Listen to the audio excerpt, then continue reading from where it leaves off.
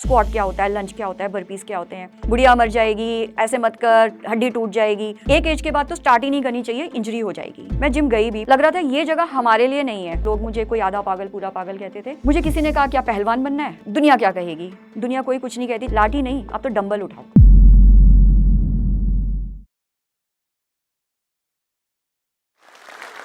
As is just a number, बहुत बार सुना है ना, सबसे बड़ा झूठ है ये। It is a very significant number. किसी 50 साल से ऊपर की औरत से पूछो। हाय, आई एम डॉक्टर आशु जैन और मैं ना तो कोई मेडिकल प्रोफेशनल हूँ, ना ही कोई फिटनेस एक्सपर्ट हूँ।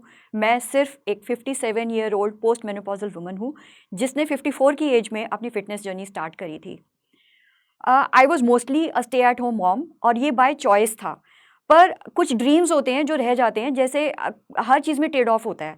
तो मेरे लिए वो था मेरी पोस्ट ग्रेजुएशन, मेरा करियर। तो आई वॉज 44 जब मैंने सोचा और मेरे को चांस मिला कि मैं अपनी पढ़ाई रिज्यूम करूँ, मेरी एमटेक और मेरी पीएचडी। लेकिन वो टाइम क्लैश करेगा मेरा पेरीमेनोपॉज और मेनोपॉज से, और इस चीज़ के लिए मुझे किसी ने प्रिपेयर ही नहीं किया था। प्रिपेयर तो छोड़ो, कोई बात भी नहीं करता था इस टॉपिक पर। मेरे लिए it was a dream come true, मेरे लिए लाइफ टाइम की अपॉर्चुनिटी थी। वैसे ही बहुत सारे चैलेंजेस थे, घर में बच्चे थे, घर की रिस्पॉन्सिबिलिटी थी, उसके अलावा हेल्थ चैलेंजेस जो अब मैं फेस कर रही थी। मेनोपॉज के साथ क्या क्या आया, मेरा वेट गेन हो रहा था जो कि सुपरफिशियल था, एंड हर कोई यही बोले जा रहा था इस एज में तो ये होता ही है, एक्सेप्ट करो। एंड कुछ हद तक एक्सेप्ट भी कर लिया था। पर एनर्जी लो हो रही थी, हॉट फ्लैशेस हो रहे थे, मेरे को लोअर बैक में पेन था, मेरे को शोल्डर में पेन था, मेरी नेक स्टिफ हो रही थी, बीपी भी बीच बीच में रेज हो रहा था, एंग्जाइटी हो रही थी, डिप्रेशन हो रही थी। मेरे लिए मैं रोती बहुत थी उस टाइम पे। I think I was just, मैं बहुत इमोशनल हो रही थी और मुझे कुछ समझ में नहीं आ रहा था। कोई प्रिपेयर ही नहीं करता ना इसके बारे में। तो इसी तरीके से पीएचडी मेरी फाइनली पूरी हुई 53 ईयर्स की एज में, 2020 में, कोविड ईयर में।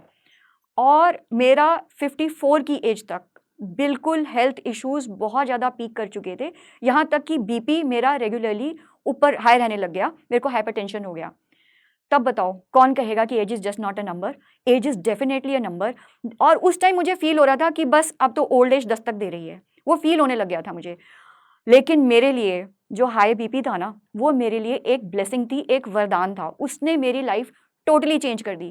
क्योंकि जब मैं डॉक्टर के पास गई तो उन्होंने बोला लाइफ लॉन्ग मेडिकेशन खानी पड़ेगी, और मैं इस चीज़ के लिए तैयार नहीं थी। मैंने कहा कि मुझे लाइफ लॉन्ग मेडिकेशन नहीं खानी, आप जो कहो मैं लाइफस्टाइल चेंजेस एक्सेप्ट करने को तैयार हूँ। तो उन्होंने मुझे बोला बिल्कुल सिंपल, जो हर कोई बोलता है, ठीक है लॉन्ग वॉक्स पे जाओ और साथ में अपनी डाइट में चेंज करो, घर का खाना, क्लीन खाना, प्रोसेस्ड फूड टोटली छोड़ दो। मैंने वहाँ से स्टार्ट किया। ये बात है 2021 की, जब लॉकडाउन था और सब घर में बंद से थे। मेरे लिए जो मॉर्निंग वॉक्स थी वो एक एस्केप था। 30 मिनट से स्टार्ट हुआ और फिर उसके बाद 2-2.5 घंटे तक मैं घर वापस नहीं आती थी।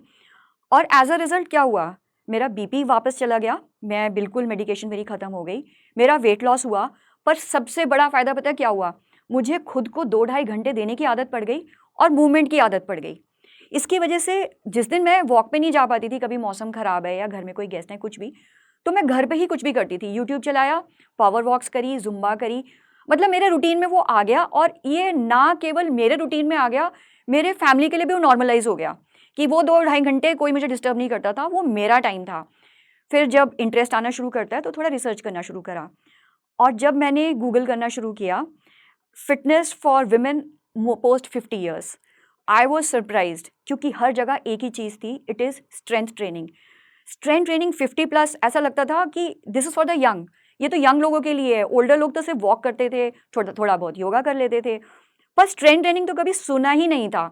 मैं जिम गई भी, पर जिम ना मुझे थोड़ा ऐसा लगा कि ये एनवायरनमेंट मेरे लिए नहीं है, क्योंकि सिर्फ यंग बच्चे थे वहाँ पर। और दूसरा, इवन जो सोशल मीडिया जो प्रोजेक्ट करता है ना इमेज जिम्स की, वो एक बड़ी ग्लैमराइज सी इमेज होती है, जिसमें एक सुपर फिट लड़के लड़कियाँ होते हैं जो अपने आप को सुपर फिट होते हैं। उसमें लगता है कि हम तो ठीक से, हमारा पोस्चर भी ठीक नहीं है, हम बड़े आउट ऑफ प्लेस थे। वो जितने भी इक्विपमेंट थे वो बड़े इंटिमिडेटिंग से लग रहे थे, लग रहा था ये जगह हमारे लिए नहीं है। और पर्सनल ट्रेनिंग, वो तो लग रहा था कि एक्स्ट्रा वेगेंस है, ये this is not for us, तो वो तो छोड़ दिया। लेकिन मैंने क्या किया, मैंने ऑनलाइन ही कुछ होम वर्कआउट्स करने शुरू करे। उससे क्या हुआ कि मेरे को एक तो जार्गन समझ में आने लग गई, जो होता है ना कि भाई स्क्वाट क्या होता है, लंच क्या होता है, बर्पीज क्या होते हैं। धीरे धीरे फॉर्म्स भी समझ आए, और धीरे धीरे बिल्कुल बेबी स्टेप्स, बिल्कुल रॉक बॉटम से स्टार्ट किया और 1-1.5 साल तक मैंने होम वर्कआउट्स ही करे और उससे मेरी कैपेसिटी बढ़ी। उसके बाद मैंने जिम भी ज्वाइन किया, ये बाद की स्टोरी है। लेकिन जब मैंने अपनी फिटनेस जर्नी स्टार्ट करी ना, उसी टाइम पे इंस्टाग्राम भी मुझे थोड़ा इंटरेस्ट कर रहा था। मैंने इंस्टाग्राम पे भी पोस्ट करना शुरू कर दिया। मेरे पास कंटेंट ही वो था, घर में डॉग था, मेरी ग्रैंड डॉटर थी, बच्चे थे, मेरी कुकिंग थी और मेरा फिटनेस जर्नी थी। मैंने वो भी पोस्ट करना शुरू किया एंड दोनों चीज़ें साथ में ग्रो करी, मेरी स्ट्रेंथ, मेरी फिटनेस लेवल और मेरा पेज। और मुझे तब रियलाइज़ हुआ कि active ageing such an interesting topic for people, क्योंकि इसके बारे में लोग बात ही नहीं कर रहे थे। एक्टिव एजिंग बड़ा लोगों को अजीब लग रहा था। शुरू में मुझे बड़े अजीब से कमेंट्स मिलते थे, बुढ़िया मर जाएगी, ऐसे मत कर, हड्डी टूट जाएगी। मेरी खुद की मदर इन लॉ, एक बार उनके सामने मैं होम वर्कआउट्स कर रही थी और उन्होंने मुझे कहा हड्डी वड्डी टूट जाएगी। मैंने बोला माँ, इससे हड्डी नहीं टूटेंगी, इससे हड्डी टूटने से बचेंगी। ये बात लोगों को अब रियलाइज़ होने लग गया है, पर उस टाइम पे ऐसा नहीं था। तो मेरा इंस्टाग्राम पे पेज भी बढ़ा और साथ साथ मेरी फिटनेस लेवल भी बढ़ी। लेकिन ना जो मेरे को रियलाइज़ हुआ कि क्यों लोग शुरू नहीं कर पाते हैं, बहुत सारी ऐसी गलतफहमियाँ हैं। गलतफहमी नंबर 1 ये होता है, एक एज के बाद तो स्टार्ट ही नहीं करनी चाहिए, इंजरी हो जाएगी। ऐसा नहीं है, किसी भी एज पे स्टार्ट कर सकते हैं। हाँ, डिपेंडिंग ऑन एज और हमारे लाइफस्टाइल, हमारा जो ज़ीरो पॉइंट है वो स्टार्टिंग पॉइंट सबका वेरिएशन होगी, लेकिन जो प्रोग्रेस होता है ना, दैट इज़ एज इंडिपेंडेंट। उसका एज से कोई लेना देना नहीं है। रोज़ आप अपने ऊपर काम करेंगे, कुछ ना कुछ देखेंगे, डे 1 से लेके डे 365, 1 साल के बाद अगर आप अपने आप को कंपेयर करोगे तो बहुत सारा चेंज आ जाता है। दूसरी चीज़ ये लगती है कि जो डाइट है वो तो हम डाइट कर ही नहीं सकते। डाइट कुछ स्पेशल नहीं होता कि कुछ आपको अलग से खाना होता है। जो हमारा जो रोज़मर्रा का खाना होता है, थोड़े से ट्वीक्स करने होते हैं। अगर हम इंडियन डाइट की बात करें, हमारा कार्ब रिच होता है कि हमारे में कार्ब्स बहुत हैं, but at the same time fibre बहुत होता है। हम लोग फ्रूट और सब्जियां नेचुरली ज़्यादा खाते हैं। हमें क्या करना है, सिर्फ उसमें प्रोटीन ही तो ऐड करना है। आइडेंटिफाई करते हैं कि हमारे घरों में प्रोटीन में हम लोग क्या क्या खाते हैं, उस चीज़ को ज़्यादा इंक्लूड करते हैं। ये चेंजेस करना कोई मुश्किल नहीं है। And I think being a woman, हमारे को ज़्यादा ये प्रिविलेज है क्योंकि मोस्टली किचन हमारे हाथ में होती है। तो इससे हमारा ही नहीं बल्कि पूरी फैमिली का खाना पीना चेंज हो जाता है। तो ये बहुत ही आसान है। तीसरी बात, ऐसा लगता है कि दुनिया क्या कहेगी। दुनिया कोई कुछ नहीं कहती। जब मैंने पढ़ना शुरू किया था ना, तो लोग मुझे कोई आधा पागल पूरा पागल कहते थे। कोई फ़र्क नहीं पड़ता इससे। हमारा लाइफ पार्टनर कौन होता है? हमारा स्पाउस नहीं होता। हमारा लाइफ पार्टनर हमारी खुद की ये बॉडी है, जो जीवन से लेके, शुरू से लेके आखिर तक हमारे साथ रहेगी, हमारे हर एक्सपीरियंस में हमारे साथ रहेगी। तो हमें किसी और का क्या देखना, हम अपने लाइफ पार्टनर का ध्यान रखें ना। हमारे लाइफ एक्सपीरियंसेस हर तरीके से बढ़ते हैं। मुझे किसी ने कहा क्या पहलवान बनना है?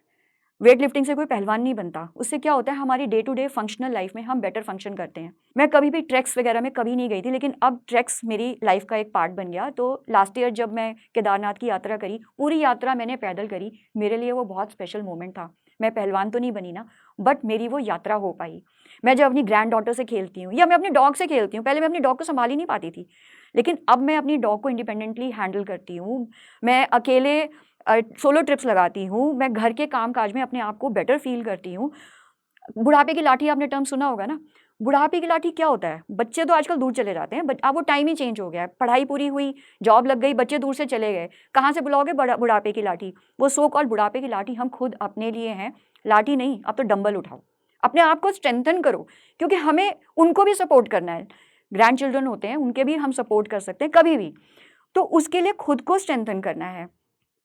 दूसरी बात, ऐसा लगता है कि जब मैं अपने फ्रेंड से बात करती हूँ, कई लोगों को डॉक्टर्स अक्सर बोलते हैं कि भाई आप स्ट्रेंथ ट्रेनिंग करो। दिस इज़ अ वेरी, मतलब एक नॉर्मल चीज़ है। डॉक्टर के पास जाओ, वो बोलेंगे मसल्स वीक हो रही हैं, क्योंकि 30+ से ही मसल्स वीक होना शुरू हो जाती हैं और बोन डेंसिटी औरतों में कम होनी शुरू हो जाती है। बुढ़ापा तो 30 से ही शुरू हो गया ना। आपको मैनिफेस्ट वो बाद में कर रहा है, दिख बाद में रहा है, लेकिन शुरुआत तो तभी से ही हो गई ना। हम इतने लाइफ स्किल्स सिखाते हैं बच्चों को, पढ़ने पे जोर देते हैं, हम उनके करियर पे जोर देते हैं, ड्राइविंग सीखो, खाना बनाना सीखो, इंपॉर्टेंट लाइफ स्किल्स हैं, लेकिन कोई अपनी इस हेल्थ के बारे में ध्यान देना क्यों नहीं सिखाता? क्यों नहीं हम बच्चों को बोलते एग्जाम्स दे रहे हो ठीक है, लेकिन खेलना मत छोड़ो? क्यों नहीं बोलते कि जिम भी जाओ, आपस में रिस्पॉन्सिबिलिटीज शेयर करो, काम में ऐसा अपना टाइम मैनेजमेंट करो, पर इस चीज़ के लिए भी टाइम निकालो। ये बात ना 50+ समझ में आती है। मेरी मदर 77 ईयर्स की हैं और उनको इश्यूज, जो भी हेल्थ इश्यूज हो रहे हैं, डॉक्टर ने बोला स्ट्रेंथ ट्रेनिंग करो। और स्ट्रेंथ ट्रेनिंग हर एज के लिए डिफरेंट होगा। What is strength training? अपने आप को स्ट्रेंथ बढ़ाना है ना। मे बी एक 20 साल का लड़का है, उसको शायद 25 किलो डंबल उठा के या 25 किलो का वेट उठा के वेटेड स्क्वाट करेगा, उसके लिए वो स्ट्रेंथ ट्रेनिंग है। मेरी मदर की एज में वो सिर्फ 20 बार कुर्सी पे बैठेंगी और उठेंगी, वो उनके लिए स्ट्रेंथ ट्रेनिंग है। स्ट्रेंथ ट्रेनिंग का मतलब क्या है? स्ट्रेंथ ट्रेनिंग का मतलब क्या है कि हम अपनी मसल्स को स्ट्रेंथन करें। और मसल स्ट्रेंथन कैसे होंगी? नंबर 1, उनको चैलेंज करो। मसल्स फीडबैक है हमारी बॉडी का, जितना यूज करोगे बॉडी उसको उतना डेवलप करोगे, छोड़ दोगे मसल्स खत्म है हमारी। वो ये कहते हैं ना, if you don't use them you lose them, actual में ठीक है। तो अगर कोई कहता है ना, मतलब मैंने बहुत सुना औरतों से, अरे लाइट वेट उठाओ, लाइट वेट क्यों उठाओगे, उससे कुछ नहीं होने वाला। अपने आप को चैलेंज करो, पुश करो। एक पॉइंट आएगा कि वो जो पुश करने वाला पॉइंट है ना, वो धीरे धीरे ऊपर होता चला जाता है, क्योंकि हमारी मसल्स उतनी तो स्ट्रांग हो गई हैं, तो वो धीरे धीरे होगा। दूसरी चीज़, ठीक है, आपने चैलेंज किया, उसके बाद मसल बनेंगी कैसे? प्रोटीन से बनती हैं। तो हमारे को डाइट प्रोटीन रिच चाहिए। बीच में बनने के लिए रेस्ट देना है, तो रिकवरी डेज इंपॉर्टेंट है, रेस्ट इंपॉर्टेंट है, प्रॉपर स्लीप इंपॉर्टेंट है, स्ट्रेस फ्री होना इंपॉर्टेंट है। ये सारे फैक्टर्स जब होते हैं तो हम अपने आप लाइफ में बहुत सारे चेंजेस देखते हैं। पहला तो होता है कि टाइम नहीं है। टाइम क्रिएट करने के लिए, जब बच्चे स्कूल जाते हैं ना, जब हमारे छोटे बच्चे होते हैं, पहली बार स्कूल जाते हैं, तब भी हमें आदत नहीं होती सुबह जल्दी उठने की, पर हम वो टाइम क्रिएट करते हैं ना, सुबह जल्दी उठते हैं, भाग दौड़ में खुद भी तैयार होते हैं, ऑफिस जाना है, बच्चों को तैयार होना है, क्योंकि वो हमारे लिए इंपॉर्टेंट है। अगर हमारी फिटनेस हमारे लिए इंपॉर्टेंट है ना, उसके लिए भी टाइम क्रिएट करना आ जाता है। मैंने कैसे किया? मैंने सुबह जल्दी उठना शुरू किया। दूसरा, मैंने कुकिंग दिन में एक बार पे ले आई, उसके लिए भी कुक मेरे को हेल्प करता है, तो वो तो टाइम मैनेजमेंट आ जाता है। दूसरी चीज़ होती है कि हमें लगता है कि नहीं, ये हम डाइट मैनेज नहीं कर पाएंगे। डाइट का भी मैंने आपको बता दिया, डाइट भी मैनेज हो जाती है। तीसरी चीज़, एक्सपेंस का। अरे मेडिकल एक्सपेंस भी तो हम करते हैं ना, बीमार होंगे तो मेडिकल एक्सपेंसेस करेंगे। अगर हम जिम की फ़ी दे रहे हैं या हम पर्सनल ट्रेनिंग पे स्पेंड कर रहे हैं, हाँ, मैं इस चीज़ पे ज़रूर स्ट्रेस करूँगी, इस एज में गाइडेड वे में शुरू करना बहुत इंपॉर्टेंट होता है, इंजरीज अवॉइड करने के लिए, सही फॉर्म यूज़ करने के लिए। इतना ध्यान तो रखना पड़ता है। जब हम यंग होते हैं तो health is a gift. I think तभी से वो मेंटालिटी शुरू हो जाती है, अरे खाओ पियो ऐश करो, क्या रखा है। और वो ही सबसे बड़ा नुकसान करती है हमारा, क्योंकि हम यूज्ड टू हो जाते हैं। हमें लगता है कि हम कुछ भी खा पी रहे हैं, कुछ भी कर रहे हैं, नहीं कर रहे हैं, कोई फ़र्क नहीं पड़ रहा, लेकिन वो फ़र्क धीरे धीरे पड़ना शुरू होता है। तो उससे पहले ही हम अपना ध्यान देना शुरू कर देना। तो मैं तो एक ही चीज़ कहूँगी कि लाइफ में ना, हम सब चीज़ को इम्पोर्टेंस देते हैं, उतनी ही इम्पोर्टेंस लाइफ में फिटनेस को देनी भी ज़रूरी है। और अगर आप 40 या 50 प्लस हो, तब भी आप शुरू कर सकते हो। हमारा लेवल जितना भी है, रेस करने में टाइम लग सकता है, पर इम्प्रूवमेंट होगा ज़रूर। लाइफ एक्सपीरियंसेस, मैं अपने एक्सपीरियंस से बता रही हूँ, टोटली चेंज हो जाते हैं। अब मुझे, मेरी जो ग्रैंड डॉटर है, वो कई बार बोलती है पहलवान नानी, या फिर मुझे घर में कोई बॉटल नहीं खुल रही होती तो मुझे बच्चे ला के देखते हैं, जरा खोल के दिखाओ खुलता है कि नहीं खुलता। मुझे वो चेंज ऑफ एटीट्यूड पसंद आता है। या फिर मैं जब कहीं जाती हूँ और मुझे कुली आकर, क्योंकि कुछ चीज़ें एजिंग में, कुछ चीज़ें तो हम कंट्रोल नहीं कर सकते ना, बाल की ग्रेइंग चेंज नहीं हो सकती, चश्मा भी लगेगा, रिंकल्स भी आएंगे, वो चीज़ तो पार्ट ऑफ एजिंग है। लेकिन हम अपनी फिटनेस को की डी एजिंग कर सकते हैं, रिवर्स एजिंग डेफिनेटली कर सकते हैं। फिटनेस के लेवल में हम बिल्कुल रिवर्स एजिंग कर सकते हैं। तो टाइम मैनेजमेंट में ना, सुबह मैं जल्दी उठती हूँ, सुबह मैं 4:30 उठती हूँ। 4:30 उठ के 5 o'clock मैं अपनी डॉग को खिलाने लेके जाती हूँ। जितना ज़रूरी हमारे लिए है, उतना ज़रूरी हमारे पेट्स के लिए भी होता है कि उनको एक्टिविटी मिले। उसको ऑफ लीश खिलाने लेके जाती हूँ। फिर उसके बाद मैं ऑल्टरनेट डे जिम जाती हूँ, उसके बाद जुम्बा जाती हूँ। 9 बजे तक तो मैं घर वापस भी आ जाती हूँ। मेरा वर्क डे नॉर्मल की तरह शुरू होता है, मुझे कोई उसमें चेंज करने नहीं पड़ते। ब्रेकफास्ट में या तो लेफ्ट ओवर से काम चलाते हैं, या अपना सीधा साधा ओट्स, टाइम टेकिंग कुछ नहीं। ज़्यादा इलेबोरेट मील्स की तो अब आदत पड़ चुकी है घर में सबको कि वो मिलने ही नहीं वाले। बच्चे भी आते हैं, तो पहले होता था कि मम्मा आपके हाथ का ये खाएंगे, अब तो बोलते हैं ठीक है मम्मा जिम से आ जाओ, तब आपके हाथ का ये खाएंगे। वो चेंजेस डेफिनेटली आए हैं। तो दिन में मेरा नॉर्मल रूटीन होता है, और फिर ऑल्टरनेट डे मैं रनिंग या फिर वॉक्स पे जाती हूँ। रनिंग से मुझे याद आया, रनिंग इज़ समथिंग जो कि मेरी लाइफ में बड़ा अनएक्सपेक्टेड आया। मैं तो कभी भी एथलेटिक नहीं थी। तो लास्ट ईयर की, इसी साल की बात है, हम लोग गोवा गए थे और वहाँ सैंड पे दौड़ने की मेरी इच्छा हुई, और मैं 1 घंटे तक दौड़ती रही, और मैं ऑलमोस्ट 10 किलोमीटर्स दौड़ पाई थी। तो मुझे लगा कि मैं मे बी मैराथन भी दौड़ सकती हूँ। जैसे ही मैंने बोला, सब बोलना शुरू हो गया, अरे इस एज में दौड़ोगी ना तो तुम्हारे नीज जाएंगे। तो मैंने, ठीक है, मैंने मेडिकल एडवाइस ली इस बारे में, और मैंने रियलाइज़ किया कि मैं दौड़ सकती हूँ, बट मेरे पोस्चर में कुछ इंप्रूवमेंट की ज़रूरत थी। उसके लिए फिजियोथेरेपी ली, और मेरे एक पैर में प्लेट डली हुई है, तो उसकी वजह से मेरे में पोस्चर मिसअलाइंड हो गया था। I was shifted more left की साइड में, तो मेरा पेल्विस टिल्टेड था, तो उस पर काम किया। और अब मैं पिछले 5 महीने से लगातार 10 किलोमीटर्स में दौड़ती हूँ। और नेक्स्ट मंथ मैं मैराथन में भी 2 मैराथन्स के लिए मैंने अपने आप को रजिस्टर किया है for 10 kilometres for a person जो बचपन में खेलता भी नहीं था। तो हमारी ये ह्यूमन बॉडी इतनी मिराकुलस है ना, जिस भी एज पे आप उस पर काम करोगे ना, वो उसी एज में रिजल्ट शो करता है। ये बात मेरे लिए भी ना बहुत हैरानी वाली है। मैंने भी नहीं इमेजिन किया था कि इतना चेंज आएगा, क्योंकि मैंने तो बस ये सोचा था ठीक है बीपी ठीक हो जाएगा, थोड़ा बहुत वजन कम हो जाएगा, ठीक है। इतना चेंज मैंने बिल्कुल भी इमेजिन नहीं किया था। इंस्टाग्राम पे जो मेरा शुरू हुआ ना पेज, वो भी बाय चांस ही था। जैसे मैंने बताया कि मैं अपनी फिटनेस जर्नी के साथ कोइंसाइड किया था। जब मैंने स्टार्ट किया था तो मेरे करीब 200 के आसपास फॉलोअर्स थे। बेसिक वीडियो एडिटिंग मेरी बड़ी डॉटर ने सिखाई थी। और फिर ये स्टार्ट हुआ एक चैलेंज के रूप में। चैलेंज ऐसे कि मेरी जो छोटी डॉटर है उसका स्टार्टअप था एंड वो सोशल मीडिया मैनेजर्स हायर कर रही थी। तो मुझे जब आप पढ़ लिख लेते थोड़ा कॉन्फिडेंस आ जाता है, मुझे लगा मैं कुछ भी सीख लूँगी। मैंने कहा मैं कर सकती हूँ। हालांकि नाउ आई रियलाइज़ कि उसके लिए हर एज का ना एक माइंडसेट फ़र्क होता है। उसको एक यंग माइंड जैसे सोचता है। मुझे तो वो आप लोगों के जेन जो होते हैं ना, जेन जी के वो स्लैंग्स भी नहीं आते। वो धीरे धीरे अब सोशल मीडिया पे आके सीख रही हूँ, पर वो पहले नहीं आते थे। तो वो मिसफिट थी डेफिनेटली। पर उसने मुझे कहा कि माँ अपना पेज तो देखो, 200 फॉलोअर्स हैं, उस पर तो काम कर लो पहले। मुझे लगा हाँ बात तो सही है, मुझे सीखना चाहिए। और मैंने उस पर पोस्ट करना शुरू किया। शुरू में क्या था, फ़ोन में जो भी वीडियोस होती हैं, चाहे मेरी ग्रैंड डॉटर की थी, फैमिली की थी, वो मैंने पोस्ट करना शुरू किया, कैप्शन डालना शुरू किया, म्यूज़िक डालना शुरू किया। धीरे धीरे फ़ोन भी बेटर लिया कि पिक्चर्स अच्छी आएँ। तो ऐसे मैं सीखती चली गई और पहले 1 साल में ना वो 200 से 1000 फॉलोअर्स हो गए। वो भी मुझे बहुत अच्छा लगा। वो 1000 से पिछले साल की बात है, पिछले साल अगस्त तक 3000 पहुँचे। बस 3000 पे फ्रीज़ थे। फिर उसके बाद मैंने एक 75 हार्ड चैलेंज चल रहा था उस टाइम पे, वो स्टार्ट किया। तो वो मेरे से 1 हफ़्ता भी नहीं चला। 1 हफ़्ता इसलिए नहीं चला क्योंकि उसमें होता है कि कुछ कहीं भी आप अगर चूके तो आपको रीस्टार्ट करना है। और मेरा तो वाटर चैलेंज ही पूरा नहीं हो रहा था। बीइंग अ वुमन ना, आप खासकर ट्रैवल कर रहे हो, आप पानी कम पीते हो, तो वही मेरा फेल हो जाता था। तो मैंने रियलाइज़ किया कि मेरे लिए 75 हार्ड नहीं है। और मैंने तब 30 नॉट सो हार्ड चैलेंज खुद के लिए डिवाइस किया, जिसमें हफ्ते में 1 दिन रेस्ट डे भी था। और साथ में ये था कि वो मेरे टर्म्स एंड कंडीशंस पे था कि कभी कभी अगर हम बाहर भी जा रहे हैं तो हम अपने हिसाब से बेस्ट पॉसिबल डाइट लेंगे। तो वो मेरा, तब मैंने फ़र्स्ट टाइम व्लॉगिंग स्टार्ट करी। और बस मेरा सितंबर में 10,000 फॉलोअर्स हुए थे और मेरा न्यू ईयर पे मेरे 1 लाख फॉलोअर्स हो गए थे। तो बहुत ज़्यादा मेरी एकदम फास्ट ग्रोथ हुई। वो मेरे लिए भी बहुत ओवरवेलमिंग था मैं कहूँगी, क्योंकि मैं प्रिपेयर्ड नहीं थी इस चीज़ के लिए, इस सो कॉल्ड इन्फ्लुएंसर स्टेटस के लिए। This was very new for me, मेरे लिए भी और मेरे फैमिली के लिए भी। हाँ, एक चीज़ अच्छी हुई, पहले जब मैं फ़ोन लेके बैठती थी, हर कोई इरिटेट होता था घर में, सारा दिन फ़ोन लेके बैठी रहती है। अब 1 मैन आर्मी, मैंने शूट करना है, एडिट करना है, पोस्ट करना है, सबके जवाब देने हैं, तो बिजी तो रहूँगी ना।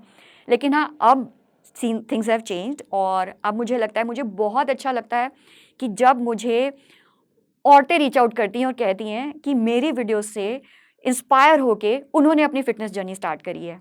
हाँ, कई लोग मुझे बोलते हैं कि मैं if I can guide them, मैं बोलूँगी मैं ट्रेन प्रोफेशनल नहीं हूँ, मैं गाइड नहीं कर सकती, मैं लेकिन अपने एक्सपीरियंस शेयर कर सकती हूँ कि कितना लाइफ चेंजिंग होता है बस खुद को प्रायोरिटाइज़ करना, अपनी हेल्थ को प्रायोरिटाइज़ करना। मैं जोश टॉक्स आशा को थैंक्स करती हूँ मुझे ये अपॉर्चुनिटी देने के लिए कि यहाँ आके मैं अपने एक्सपीरियंसेस शेयर कर पाई। Thank you so much. जब हम घर पर सबका ख्याल रख रहे होते हैं या पढ़ाई पूरी कर चुके होते हैं तो मन में एक सवाल ज़रूर आता है, अब यहाँ से मेरे लिए आगे क्या है।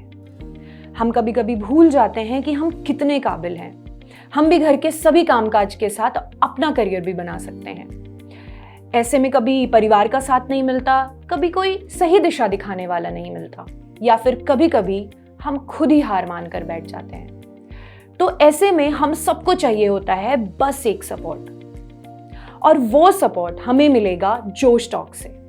जोश टॉक्स जॉब्स फॉर वुमेन एक ऐसा प्रोग्राम है जिसमें हमें एक्सपर्ट ट्रेनिंग, मेंटोरशिप, हमारी जैसी और औरतों का सपोर्ट मिलेगा, जिससे हम सब मिलकर आगे बढ़ेंगे। यहाँ हमें एक्सपर्ट्स ऐसे गाइड करेंगे जैसे हमारी बड़ी बहन हो। इसके लिए हमें बस एक फॉर्म भरना है, जो कि डिस्क्रिप्शन और पिन कमेंट में डाल दिया गया है। चलिए साथ मिलकर आपके सपनों की नौकरी को हासिल करने की दिशा में पहला कदम उठाते हैं। चाहे आप आर्थिक रूप से आत्मनिर्भर बनना चाहती हो या फिर नए स्किल सीखना चाहती हो, जोश टॉक्स की टीम आपकी मदद के लिए यहाँ है।